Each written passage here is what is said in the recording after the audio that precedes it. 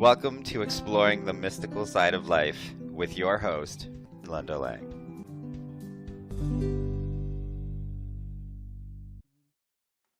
Hi, this is Linda Lang from ThoughtChange.com. We're talking money this week on Exploring the Mystical Side of Life. If you enjoy our conversations, please subscribe, share it with a friend.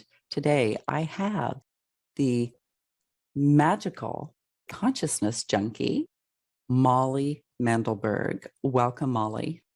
Hi, thanks for having me. Molly, let's talk about money. So many people don't think of money as having anything to do with consciousness or spirituality.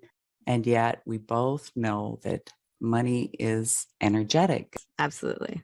Yeah, I think there's a lot of misconceptions out there that money is the root of all evil and that to be a spiritual person, we have to sort of be ascetics without money and avoid it or deny it or give our gifts away for free so that they have value, which is such a conundrum in and of itself. And the truth is, money is simply energy. And in this physical reality, it has the ability to expand the places that we allow it to come into. So when we allow money into our lives, it actually gives us the space to be more of ourselves, which when we're trying to transcend and self-actualize and, transform, we want to do that in as many ways as possible. And one of the reasons I think this is so important is because if we look at the world right now and we imagine more of the awake and spiritual and aligned human beings having more of the money, we would be able to create change so much faster. So that's one of the reasons that I advocate for people mastering their money and understanding the true energetics behind it so that they can have more of it so that we can create greater change on this planet. That's really it, isn't it? If we want to see change in our 3D world, we need to use some 3D tools as well. And that includes money. Yeah, it's one of the biggest energetic exchanges that we partake in this physical reality is that of money. So to pretend we don't need it or we don't want it or we'd rather not have it is to sort of, avoid such a big energetic game that we can play in this life. And yet so much of our programming is unconscious. We're not even aware of the things that are limiting us. Yeah, most of it, definitely. Yeah, I mean, and it can happen so easily when we're in those formative younger years between like birth and 7 or 8 or 9 years old. Maybe our parents have even been great with money and they have a lot of money, but we hear one time that money doesn't grow on trees or that you have to work hard to get it. And that sort of implants us. Our subconscious mind is like a sponge at those ages. And we then walk through the rest of our lives as if that one story is true. And we don't even recognize usually consciously all the places where that limits us and stops us and all the places where we think, oh, that money's too easy. I need to do something different for money so that it's harder. And all the ways that we create our lives to justify or rationalize or support that story that was never true in the first place. And we stick ourselves. And so, yeah, one of the beautiful things about working with you or working with me around this kind of topic is we get to start looking at what were those stories that we've been implanted with? How have they been functioning? How has that programming been operating in our lives? And what would we like to choose instead? And how can we start moving into a new state of being where maybe the biggest crisis in your life is not your financial well-being. It can be, something more light or fun or different. And you can start learning new things to elevate our lives. Exactly. And I think it's also important to say that it isn't necessarily your experiences, but how you interpret them that kind of sinks into that unconscious and becomes the program, right? Absolutely. Yeah, I can give an example of that. A few years ago, my van, those of you who are watching us on video, you'll see that I'm in my self-converted tiny homes. It broke down on one of the first trips that I took it out on. And it was a bigger, when I was earlier on in my business and before I had a business, I was very much that starving artist archetype. I was almost prideful about how I could make my life work with not enough money on a regular basis. And while my business was beginning to get good enough to start building my life, and I bought this beautiful van and was starting to build it out, the turbo went out, which is on a Mercedes-Benz Sprinter van. The turbo is kind of not only a critical piece of machinery, but a very expensive part to replace. And at the time, I did not have the money to do it. I wrote this into my book, which I published recently, the whole story of how it all happened. But on one hand, I could have caved in. I could have been wounded and broken and wrong. I could have decided to sell the van. I could have made my life this sort of tragedy about this big event happening. And instead, I had so much of my mindset geared towards, how is this right? What's good about this? What can I turn this into? And it ended up being a turning point for my relationship with my father. It ended up being a turning point in how I related to my business and my email list, and how I really believed in what was possible and what I was creating. And so many beautiful things came of that tragic moment that without the right mindset or the right point of view, it would have just been perhaps a downward spiral for someone else or for a different version of me. So in any moment, there is that opportunity to look at how we're viewing the situation of our life and look for what's right about it, not to be like good vibes only and negate the negativity or the shadow that comes up in our lives, but to take the opportunity to say, if everything in this reality is happening for me and never against me, how would I like to view this? What is the possible lesson or the thing I could gain from this thing happening to me or in my life? And yeah, it's a totally different way to walk through the world when you're willing to be that question. Life's happening for me, not to me. Yeah, not to me or against me. So how did people start kind of tuning in and being able to switch that in their mind? Because that's a big leap for many people, especially if they're going through some challenge. Yeah, I mean, the first thing to do is start noticing, what are the thoughts? What are the conclusions or the decisions? Usually it sounds like, oh, I always do this, or why does this always happen to me? Or anything like that is sort of a trigger to start noticing, oh, this is a story I have. This is a belief that I've been walking through the world as. And Byron Katie, the work, is a great inquiry process to use. Access Consciousness also has a series of questions. We'll start with Byron Katie, which is, can I know absolutely that this is true? So, oh, I always buy a vehicle that's going to fall apart, or I never have enough money. That's a blanket absolute truth that we've made true. Doesn't have to be true. Can I know absolutely that it's true? And the beauty of that question, can I know absolutely that it's true, is that if there's evidence anywhere in your life that it's not true for you, or even evidence that it's anywhere in your life that it's not true for someone else, that means it's not an absolute truth. And that means that it could just as easily not be true. And so then we want to start looking at, what is the opposite of that? If the opposite of that could possibly be also true, then it starts to collapse this thing that's been solid and hard and stuck in your life. It starts to sort of disintegrate into, oh, what if that's not actually true? Who would I be without that thought is the next question. Who am I when I believe that thought? And who would I be without that thought? And then you get to start to see who you are as a person when you have that belief in you and when you don't. And it starts to really unpack a lot of the layers of that subconscious programming of, this is true and I am this way, to what if it's not? And who would I be without it? So that's a really beautiful inquiry process to get into. And it really frees us up energetically to start sort of analyzing and unpacking a lot of the things that we've boxed ourselves in with. And some questions from Access Consciousness, which is a whole school of thought. I highly recommend anyone who's never heard the term Access Consciousness goes and Googles it or YouTubes it as soon as you finish this podcast episode, because there's so much magic in there to unpack. But a couple questions from them are, what is this? What can I do with it? Can I change it? If so, how can I change it? So once you notice there's this roadblock in your way, it could be your car breaking down. It could be that big bill coming. It could be just that, you're feeling stressed all the time, or something's wrong with your body, or something's wrong with your relationship, or any of the factors. What is this? And you don't have to answer these questions, I should say. You sort of get an energetic awareness coming up. What is this? What can I do with it? And can I change it? And if so, how can I change it? When you ask those questions, it's sort of an invitation for the universe to start handing you new awareness, new points of view, new perspective.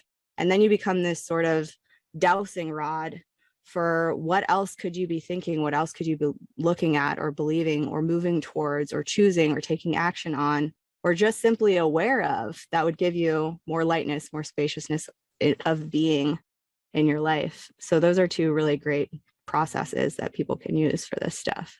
So I think awareness really is the starting point, right? Huge. Yeah. Noticing where we're stuck, where we're telling a tired story that doesn't actually serve us.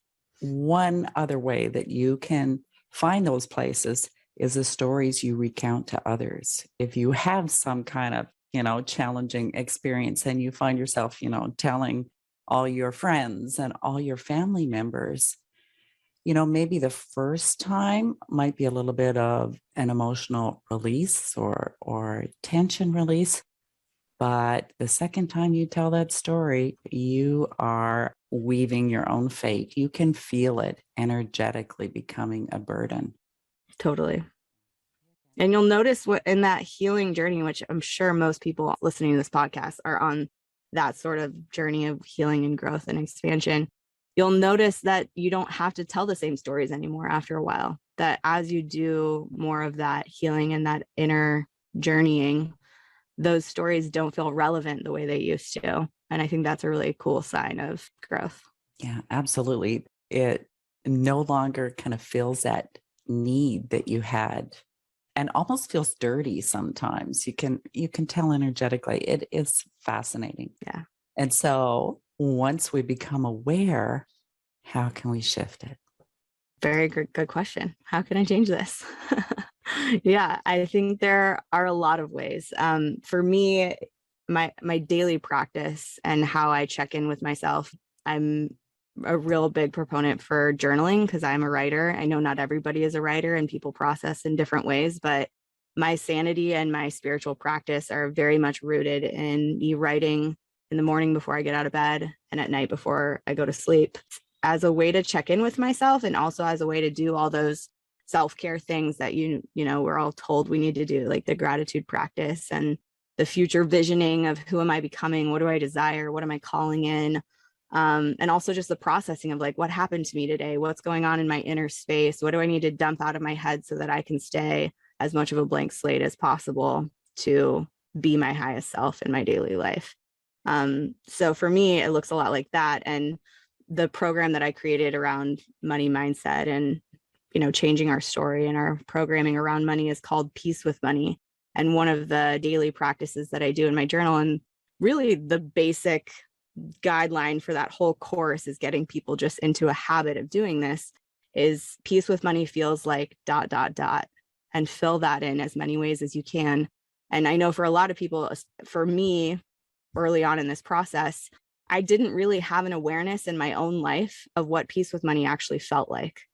I didn't have enough of my own experiences of feeling peaceful around money to pull from. And so if that's the case for anyone out there, you can crawl into someone else's world and get it. For me, I use Oprah a lot. I still use Oprah when I'm feeling uninspired from my own experiences. And I simply imagine Oprah and I energetically sort of crawl into her world and I ask her questions like, hey, Oprah, what's it like when you find out how much money you made today or this week or whatever? I imagine some assistant coming in with a notebook and telling her, hey, this is where we're at. And she goes, okay, like, great, that's what we made. There's not a huge emotional spike. There's not a huge enthusiasm or a fear or anger or anything. She's just sort of calm and understanding of that's where my money's at today. And then I ask her, okay, Oprah, what's it like when you find out, I don't know, what you owe for taxes or what the big bill was for that new project or what it's going to cost to change that thing in your house? And that money number comes in and it's a money going out number. And I get it's kind of the same. It's this calm. There isn't a big pendulum swing of emotion. It's this, okay, we've got it. It's handled. That's happening. And so I go to that place with Oprah because Oprah has an insane amount of money, in my opinion. And I just crawl back down the wormhole to me and my body and my life, pulling as much of that awareness as possible, that calm, that peace, that knowing I have it, knowing it's handled, knowing there's enough, knowing there's more than enough and everything is taken care of. And I pull that back and I write down what I know about that now. What does peace with money feel like or seem like, or how is peace with money experienced? What are the qualities of peace with money? And I just riff on that for as long as I can. And that gets me into that energetic zone. And if I'm sure people out there know about the law of attraction and what Abraham Hicks says, if you can hold on to something for 17 seconds, you're starting to change your energetic fingerprint in this reality to pull that more of that to you. You're becoming more of something that then can attract more of that to you. So I just try to hold on to that peace with money feeling for as long as I can. I do that through writing. I also do it through meditation. People can do it however they want, but that begins to attract it. And it's miraculous what shows up in our lives, that money comes in, and it's not directly, us as business owners, we think, okay, I put a post out or I sent an email out and that directly brought in this many clients or that much engagement. And it's usually not that. It's usually I'm still doing the same amount of marketing or whatever. And then referrals are coming in out of nowhere, or an email comes in from someone, or someone who's already been in my sphere for a while finally decides it's time to work with me. There's these magical, miraculous new flows that happen when we're in that state because we're attracting that energetic match to what we're being. I think what's really beautiful about that, Molly, is the actual idea and practice of having peace with money. Because so many of the abundance courses out there are focused, first of all, on lack, and the people going into them are going into them because of lack. But if you could just get to that neutral place and open up. And the truth is, it doesn't matter if you have a ton of money or you have absolutely no money. The energy of peace with money is not related to the number. So I'm not saying people come into this course and you'll make millions of dollars, because it doesn't matter if you make millions of dollars if you're still going to be suffering about it. Because there are millionaires who are in fear about their money also. So it's like, let's get the energetic place of calm and peace and like beauty with it. And then more of it can show up and it doesn't matter as much. It's not that money doesn't matter anymore, but it's that it won't be a traumatic pendulum swing of emotion anymore. You'll be in a place of calm no matter where you're at. And that's really the end goal, I think. Exactly. Money doesn't bring freedom. It's the mind that brings freedom. Yeah. Money can be a prison, just like you say, for wealthy people. Some of them, they spend all of their energy having to know everything about their money, what's coming in, what's going out. It can go either way. So I really like that. I have a program as well, Master Your Money Mind, goes deep into clearing, old beliefs and emotions to get to that place. And so I really, really appreciate the idea of peace with money. Wonderful. So tell me some of the miracle stories that have happened for you. For me, I went from within the same about 6 or 7 months, many years ago, I went from making almost no money in my business to having my first $5,000 and then $10,000 a month as I was learning these tools, as I was sort of revealing the energetic blocks and clearing them. So for me, I know that you can be doing the same things in your life. And when you change energetically, big shifts can happen. And so that's one of the reasons why I'm such a big now advocate for the energetic side of business and the energetic side of marketing and healing in general, because I've seen the dramatic change of receiving in my life that's possible when we use these tools. And the same sort of unpacking led to my first $20,000 a month and beyond that. And so as far as shifts go, when I started my business, I was making between $100 and $500 a month for like the first 6 or 7 months.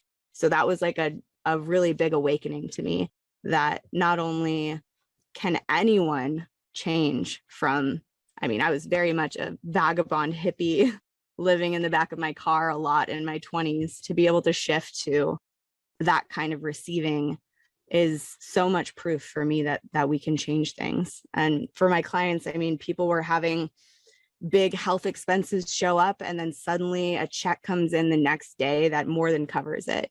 Or people were having a car breakdown and then, someone to save it or the right amount of money coming in. A lot of times it's like when this need shows up, will magic in the response to support it. But a lot of people are also just experiencing more flow, best months ever, things coming in that they weren't expecting, clients showing up without the same kind of effort and struggle that it took before. Yeah. And if you go wildheartsriseup.com/peace, even if you don't want to take the Peace with Money program from me, there's so many screenshots I took of people during that course that are just miraculous, things that show up that you didn't think was possible, and just being blown away by what happens when we change our energetic state around this stuff. It's really fun. So I'm actually hearing two things, Molly. Aside from the peace state, there needs to be also that opening that allows more to come in. It's almost a willingness. I think they happen at the same time. It's like, I keep saying this pendulum swinging. So I sort of imagine the emotional spectrum that we're on around money as being this pendulum swinging from joy and celebration to fear and trauma and sadness or whatever, suffering. And when that pendulum is in the middle, that's where the peace is. And that's sort of how I imagine when we're in that sort of alignment, because it's in the middle, we're this direct channel for source energy, for magic, for light to arrive in our lives. And when we're on those other ends of the spectrum, it's almost like we're a little bit off kilter and not lined up to that receiving state. So I think they happen together. When we get to that place of peace with money, it's like it opens up that floodgate and clears the way for more to flow in. So it's not just peace about where you are with money, it's actually peace with money. Yeah. And let money do its magic. Yeah. Well, money wants to be your friend and it wants to hang out with you. It likes to come and do fun things. So if we're creating a life that money wants to come and play with, and here's the thing, I show people in the course to make friends with money, because a lot of times we've got these stories and we think money is our adversary or it's something we hate to have to deal with. And if you had a friend who treated you like crap and didn't really like you and thought there was something wrong with you and didn't want to hang out with you, you probably wouldn't spend much time in that relationship. But if you have somebody that like thinks you're amazing and wants to be your friend, you're going to go there. And so what would it take to make friends with money and to treat the energetic being presence of money in your life as if it's someone you love and you talk to and you invite in and like want to have a party with? That money is going to come to that place a lot more easily than somebody who's hating on it and making it wrong. So everyone, got to change your thinking about money. If you want to. Some people like suffering. Yeah, some people like suffering. I will say that not all modalities work really well for all people. So it's just a little bit of experimenting to find the one that works for you. Absolutely. And in my experience, most of those of us who take courses take a lot of them because we want to try all the things. Absolutely. Anything else you'd like to share today, Molly? I'm really grateful to get to be on your show. And yeah, thank you everyone out there for listening. We love podcast listeners. And yeah, don't give up. Keep going. Ask big questions. Molly, how can people learn more? Yeah, my website is wildheartsriseup.com. And I've got a couple podcasts on there. I just released my book, which is linked to Amazon on there. I have an oracle deck I created from scratch. There's a couple quizzes. There's a quiz about money and a quiz about thought leadership. Lots of ways to engage. And if you want to follow my travels and stories as I meander around the world, you can follow me on Instagram, wild_one_rising, wild one rising. Thanks for having me on the show.